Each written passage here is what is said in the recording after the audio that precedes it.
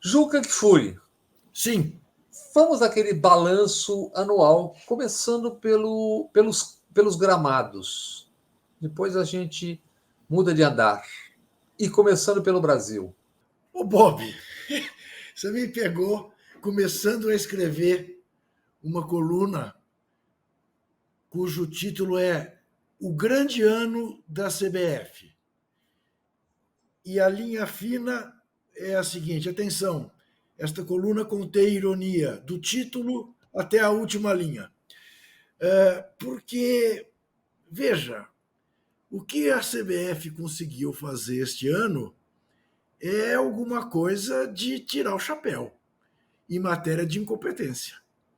E por isso um grande ano, porque não acaba. 365 dias é demais para a CBF. Talvez se o ano fosse menor, ela fizesse menos bobagens. Porque ela conseguiu desmoralizar a seleção brasileira, ela conseguiu fazer com que o campeão brasileiro da Libertadores fosse submetido a um calendário absolutamente desumano, que o obrigou a fazer uma viagem de 15 horas, chegar de madrugada num país com um fuso horário de 6 horas diferente do Brasil e entrar em campo 40 horas depois e, evidentemente, perder o jogo. E perder assim, né? Sem nenhuma contestação, perder por 3-0, né? Como foi o caso do Botafogo com o Pachuca. Pachuca que ficou em 16º lugar num campeonato de 18 times no México. E a CBF, em vez de resguardar, né, o nome, a grife do futebol brasileiro e dos seus clubes e da seleção, os entrega sem menor discussão, sem o menor problema. Né? Fizemos eliminatórias horrorosas. Andamos apanhando de quem a gente não costuma apanhar. E não é o caso de dizer que o futebol brasileiro virou um deserto, que não temos mais jogadores. Não temos mais os gênios que já tivemos. Mas bons jogadores para fazer uma boa seleção, temos. Só que não conseguimos.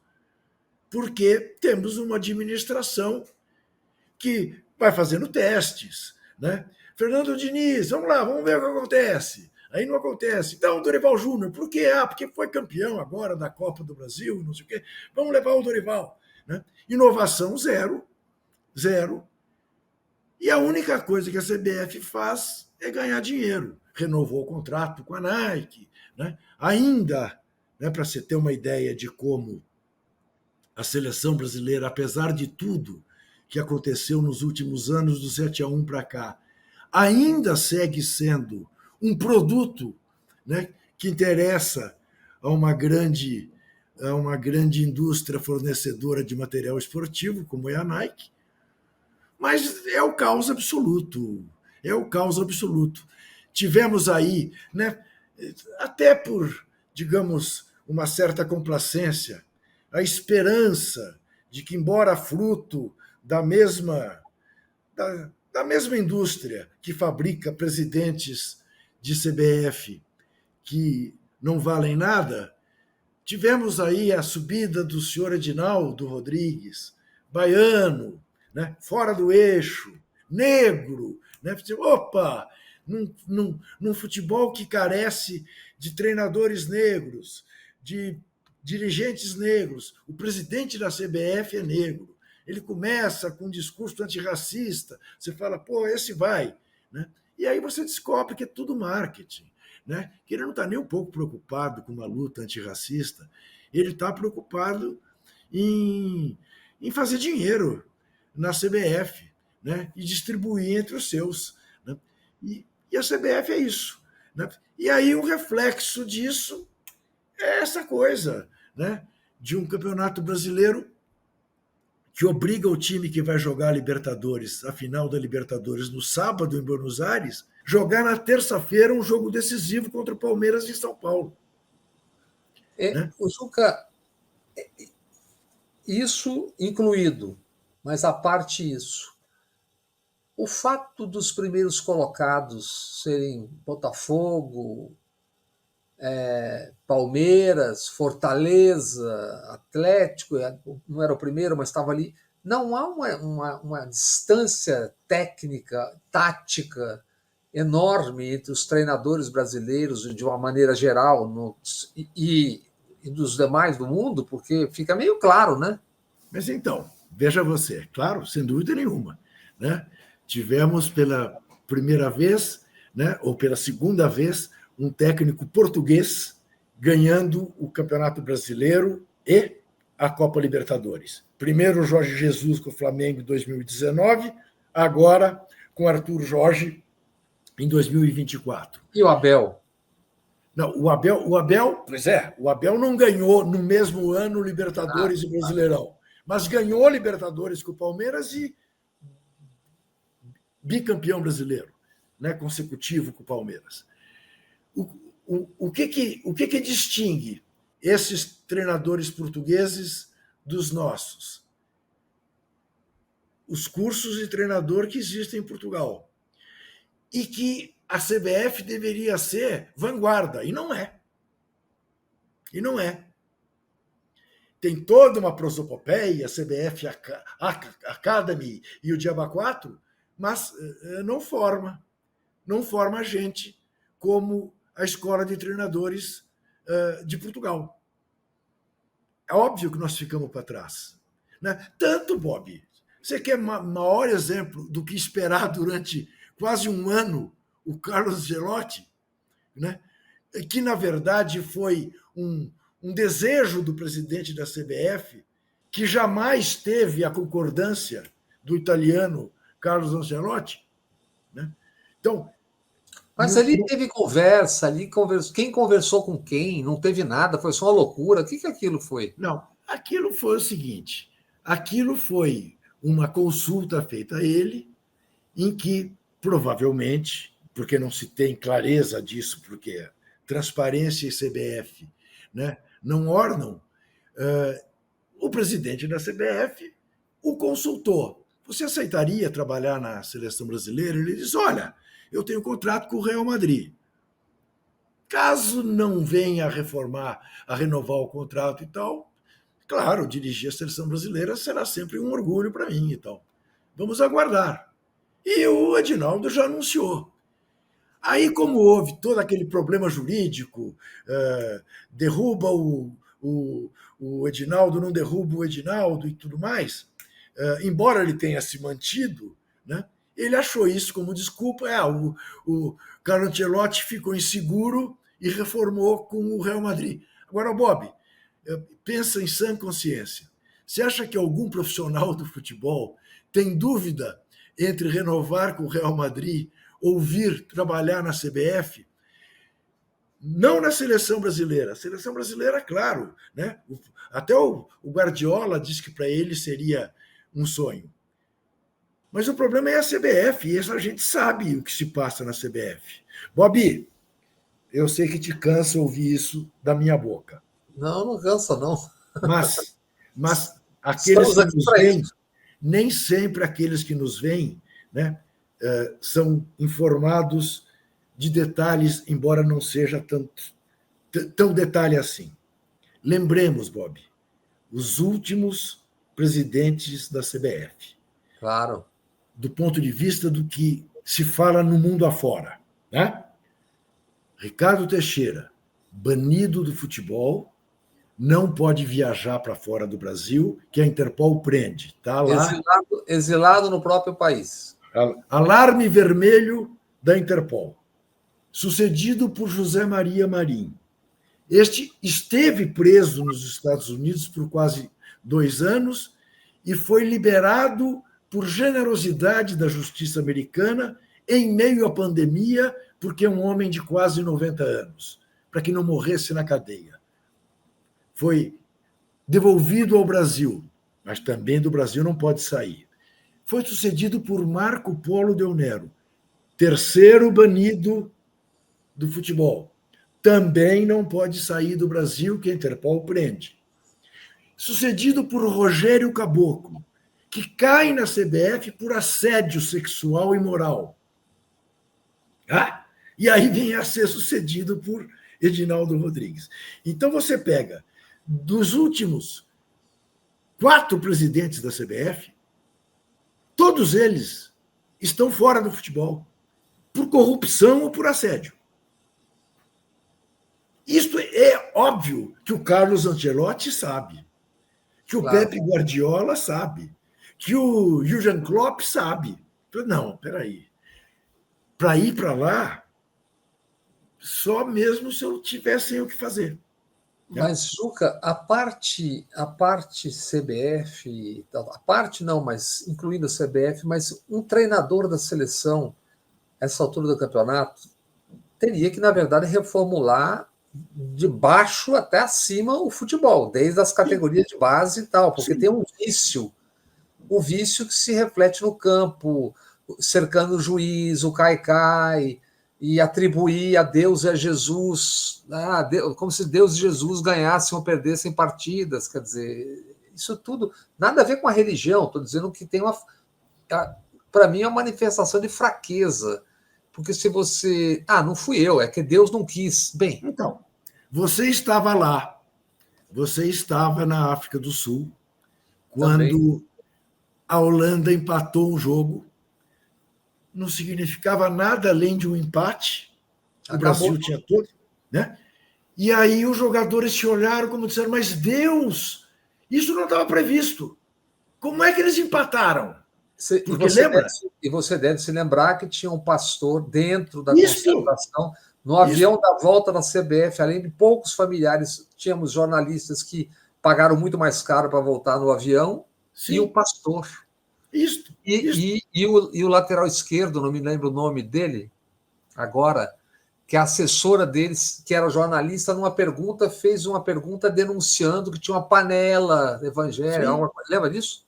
Sim. E quem levou o pastor para dentro da seleção? O Jorginho, o braço direito do Dunga, né? Com esta confusão entre religião e futebol. Você se lembra do rolo com o Kaká e tudo mais?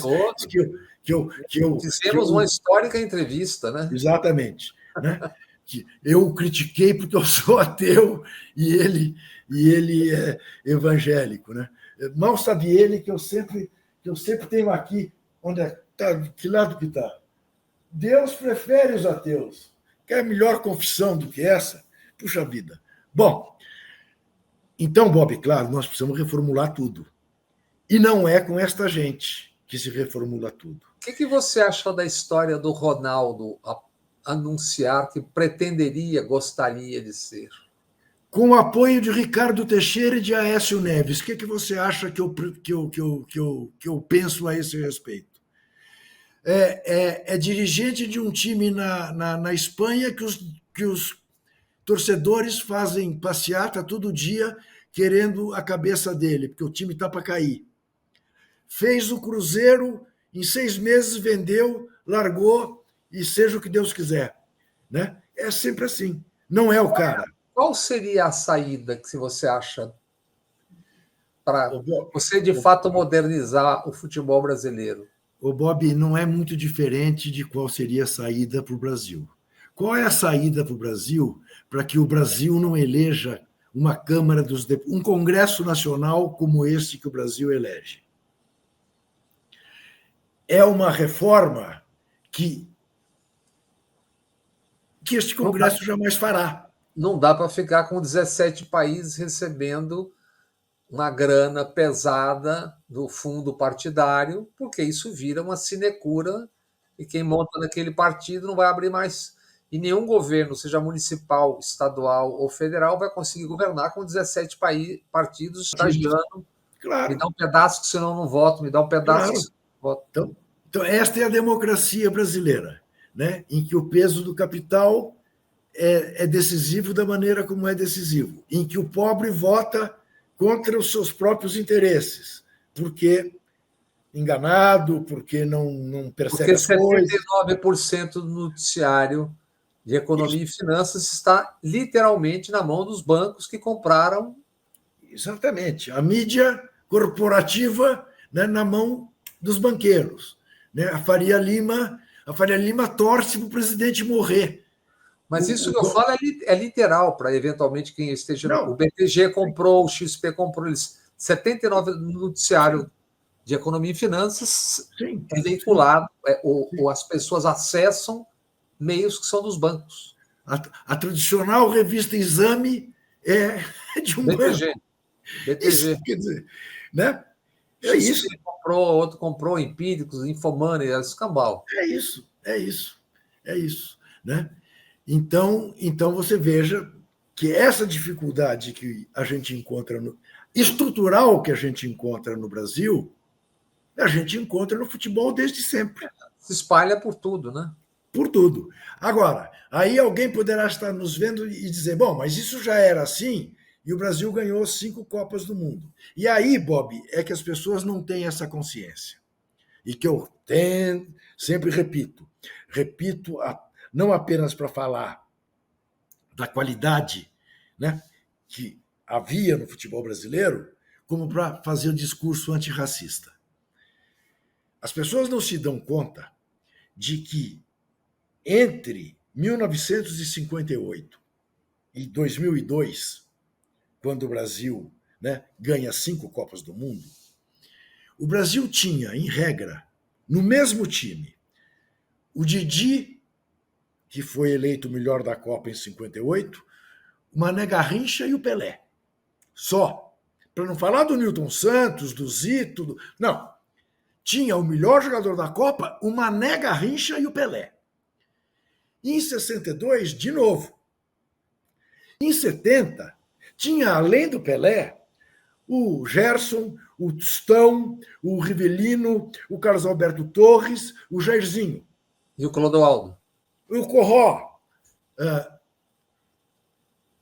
Depois, em 94, tinha o Romário, tinha o Bebeto. Em 2002, tinha os 2 Ronaldos, tinha o Rivaldo. Mas olha, só para lembrar, quem jogou uma barbaridade também em 94 foram a dupla Dunga e Mauro Silva. Dunga e Mauro Silva. Sim, mas eu estou me cingindo aos que foram número 1 do mundo, eleitos número 1 do mundo. Todos, exceção feita ao Kaká, todos negros. Todos. Inclua a Marta aí, né? 6 vezes eleita melhor do mundo, também negra.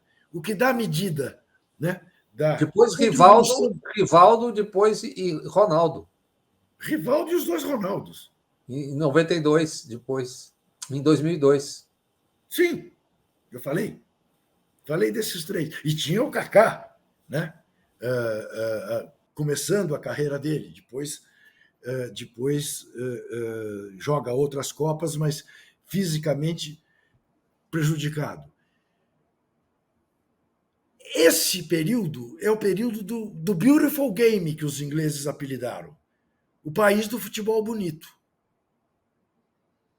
E isto foi se desmilinguindo à medida em que a CBF foi se transformando na mercadora de uma grife que ela punha na vitrine fora do Brasil e foi se desvinculando completamente da torcida brasileira, além da globalização que foi levando os nossos melhores jogadores, alguns aos 16, 17 anos, sem que a gente tivesse visto jogar. Sem que a gente tivesse visto jogar.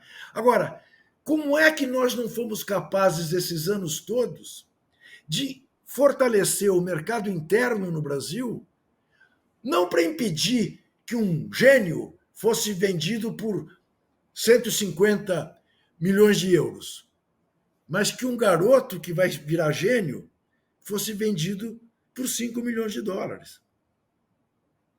Tendo o tamanho de torcida que nós temos no Flamengo, no Corinthians, no São Paulo, no Vasco, no Palmeiras, mas não só.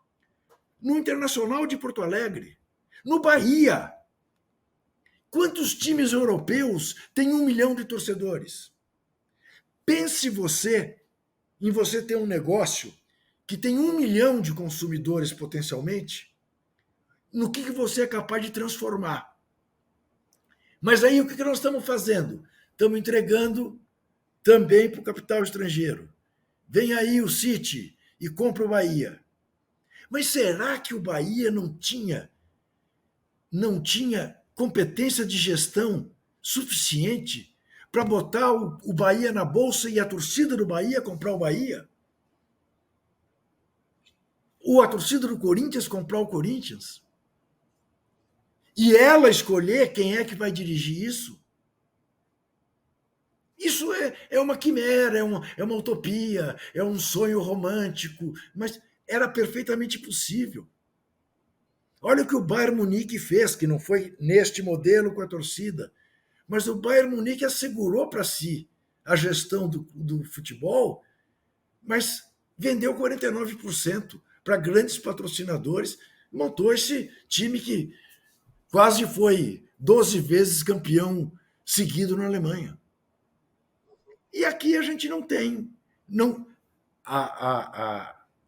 o reacionarismo da superestrutura do futebol é tamanho, e a corrupção é tamanha, que ninguém quer abrir mão disso.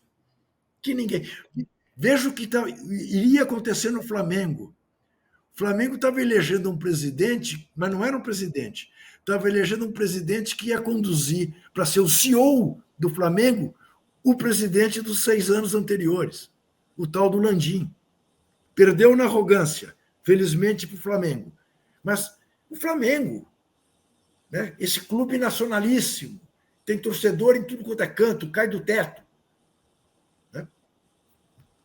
E saindo do Brasil, o que virou o futebol mundo afora? Mas voltemos depois a falar sobre os jogadores, porque quem tem um grande treinador, digamos, você está falando de Klopp, de Guardiola, de Ancelotti, e você tem Esteban, Rodrigo, Hendrick, Vini Júnior, você tem Rafinha. Rafinha, isso na mão de um grande treinador, vira um grande time. Então eu te pergunto, por que o Rafinha é hoje o principal jogador do Barcelona e na seleção brasileira ele não joga o que joga no Barcelona? Porque o técnico... o feijão com arroz, né? Não, porque tiram ele da posição dele. Por que o Vini não é na seleção brasileira aquilo que é no Real Madrid? Porque não tem quem pense no meio-campo para municiá-lo, como fazia, por exemplo, o alemão Kroos lá. Exato. Ou como faz o Rodri, extraordinário, tão Isso. extraordinário que ele saiu do Manchester City e o time afundou. Isso, exatamente. Não tem quem pense, né? Agora, quando você fala, Juca, mas o futebol se transformou numa coisa gigantesca, num negócio monstruoso e anti-futebol. Bob, você sabe que essa semana a FIFA anunciou, né, as sedes das Copas de 30 e 34. Isso. Bob, você se deu conta? Você se deu conta do que aconteceu, Bob? Você há de se lembrar, né? Que você já está velhinho também, não sou só que eu. Isso, guri, rapaz. Né? Pois eu sei. Né? A Copa do Mundo nasce em 1930, primeira sede Uruguai. Depois ela teve 2 Copas na Europa, Itália e França. Aí vem 50 para o Brasil. 54 ela volta para a Europa, vai para a Suíça, continua na Europa, vai para a Suécia. Em 62 vai para o Chile. Ali se estabelece um rodízio entre o continente americano e o continente europeu. Né? Aí então você tem Inglaterra em 66, México em 70, Alemanha em 74, Argentina em 78, Espanha em 82, volta o México em 86, mas era para ser na Colômbia, a Colômbia desistiu por problemas econômicos. Em 90, na Itália, 94, Estados Unidos, aí 98, França. Epa! A Ásia também quer sua Copa. Faça uma Copa no Japão e na Coreia do Sul. Né? Em seguida, Alemanha.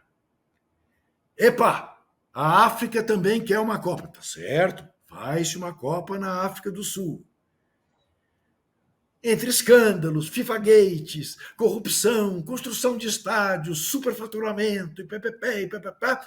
Bom, faz-se mais uma Copa no Brasil em 2014, faz-se uma Copa na Europa, na Rússia em 2018. Epa, está na hora de voltar para a Ásia. E aí descobre-se o Catar, onde não tem controle de nada, onde ninguém pode reclamar de coisa nenhuma, onde a ditadura manda e acabou. Obedece quem tem juízo. E o presidente da FIFA vai morar no Catar, vai morar em Doha, num castelo. Eu vi a casa, que não era uma casa, era um castelo, em que o senhor Infantino morou durante 2 anos com a família, nas melhores escolas do Catar. E ele falou, aqui não tem FIFA Gate, aqui não precisa corrupção. O dinheiro jorra dos poços de petróleo, né? Eu queria tanto fazer outra Copa aqui, mas vai ser difícil fazer rapidamente. Aí, Bob, pense o que fizeram. A América está reclamando. Vamos fazer uma Copa na América. Nos Estados Unidos, no México e no Canadá. Pronto. Nos 3 países da América do Norte. É 2026. Mas aí a Europa vai querer de novo. E a América do Sul está reclamando que faz tempo que não faz lá. Não, vamos fazer o seguinte. Vamos fazer uma Copa com 3 jogos na Argentina, no Uruguai e no Paraguai. Depois, essa Copa vai para Portugal, Espanha e Marrocos. Atendemos a África de novo. Limpamos todos os continentes. Opa, está na hora da Ásia. Aonde? Arábia Saudita. Onde vão fazer também, como no Catar, uma cidade para receber um estádio, para receber a Copa do Mundo. E provavelmente o senhor Infantino vai morar lá um bom período, vivendo uma vida nababesca. As 1001 noites. As 1001 noites. As 1001 noites. Né? Aí, sob a justificativa, não, a Arábia Saudita quer mostrar uma nova face para o mundo. Bob, até já aconteceu isso, você sabe. Em 82, quando a Espanha recebeu a Copa, a Espanha queria se mostrar ao mundo sem o franquismo. Começou a mostrar ali, e em 92, nas Olimpíadas de Barcelona, mostrou cabalmente. A Alemanha, em 2006, quis se mostrar ao mundo a Alemanha unificada. Não foi isso? E foi uma belíssima Copa, com a preocupação brutal dos alemães em conter grandes euforias nacionalistas. Né? Venha para a rua, comemore a vitória, mas não precisa trazer bandeira, nem cantar o hino. Lembro bem. Né? A da França, uma Copa multiétnica, em 98. Isso. No Catar, Bob, se você voltar hoje a Doha, está igualzinho que estava antes da Copa, sem tirar nem pôr. Sem tirar nem pôr. Agora, fizeram uma Copa belíssima, uma infraestrutura como eu nunca vi, estádios fantásticos, um metrô de você lamber o chão e a língua ficar limpa. Agora, tem um problema na engrenagem que está sendo ressaltado por jogadores europeus, que é a coisa do calendário, que lá eles estão achando escândalo jogar 65 partidas por ano, aqui jogam 80, 85. E chega na ponta, né? O Botafogo jogou a 75ª partida dele contra o Pachuca. 75 jogos, sendo que fez 5 jogos em 16 dias. Pense o que o Botafogo fez, Bob. O Botafogo jogou com o Palmeiras em São Paulo numa terça-feira, foi jogar no sábado a final da Libertadores em Buenos Aires, voltou para o Brasil para jogar em Porto Alegre contra o Inter, um jogo também decisivo, depois jogou contra o São Paulo no Maracanã, o último jogo, aquele que ele foi campeão também do Brasil, e embarcou na madrugada da segunda-feira para o Catar. No avião mequetrefe. No avião que o americano é muito amigo do texto. Né? Um americano milionário, o Sr. Kraft, de 83 anos de idade, que 5 anos atrás envolveu-se num caso foi gravado pagando uma prostituta, acabou conseguindo arquivar a denúncia porque as imagens tinham sido gravadas de maneira ilegal, mas teve que pedir desculpa à torcida do New England Patriots E a família dele, evidentemente, e aos seus funcionários, é um bilionário, muito amigo do John Textor. É tudo a mesma, tudo de boa na gente. Né? Mas você sabe, Bob, qual é hoje a minha. Mais o meu desejo do que. Acredito que possa de fato acontecer. Mas é que a Europa diga para a FIFA: aqui para vocês, chega. Porque tudo que a FIFA quer fazer, esse super mundial de clubes no meio do ano, vai dinamitar o calendário de tudo quanto é país do mundo, porque a FIFA morre de ciúmes da UEFA pela Champions. A FIFA quer fazer um torneio de clubes que tenha o charme, a grandeza e a grana que a Champions tem. E não é possível que os europeus se curvem a isso muito tempo. Porque eles já têm. Por que eles vão se submeter a sair lá da Europa, vir jogar nos Estados Unidos, um torneio contra time mexicano, time brasileiro, time africano, time asiático, que não diz nada para eles? Nada. Porque é isso, né, Bob? Sem rivalidade também, futebol não existe. Né? O Bahia quer ganhar do Vitória. Né? O Inter quer ganhar do Grêmio. O Corinthians quer ganhar do Palmeiras. Né? Não, o corintiano não está interessado em ganhar do Pachuca. Não está. Não tem um pachuqueiro na esquina para ele poder tirar um sarro. Né? E isto está se perdendo com essa coisa artificial que a gente está montando em torno do futebol. Né? Então é aquilo de sempre, né? Que eu sempre digo. Eu adoro a frase ódio eterno ao futebol moderno, mas também não sou. Sou realista o suficiente para saber que o tempo da rua Javari já foi. E não tem retorno. Mas não precisa exagerar. Essa gente está passando dos limites. Tá passando. Bob, você sabe como é que se chama a Fonte Nova hoje em dia? A Fonte Nova virou um Betis da vida. Casa de Apostas Arena Fonte Nova. Aí nós vamos tratar. Sabe como é que se chama a Vila Belmiro? Vila da Sorte, não é isso? Vila da Sorte, Vila Belmiro. E como é que se chama o Pacaembu? Mercado Livre. Mercado Livre Arena Pacaembu.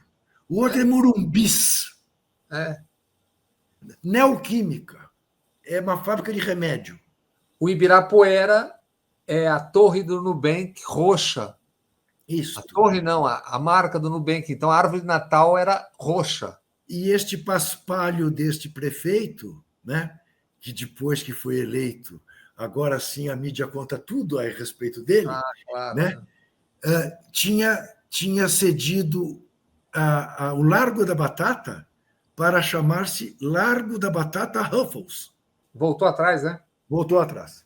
Eu tinha visto o Nabil falando. Isso. Daí se ele vai tirar. Juca, para encerrar a nossa deliciosa conversa, quem seria o seu técnico da seleção brasileira?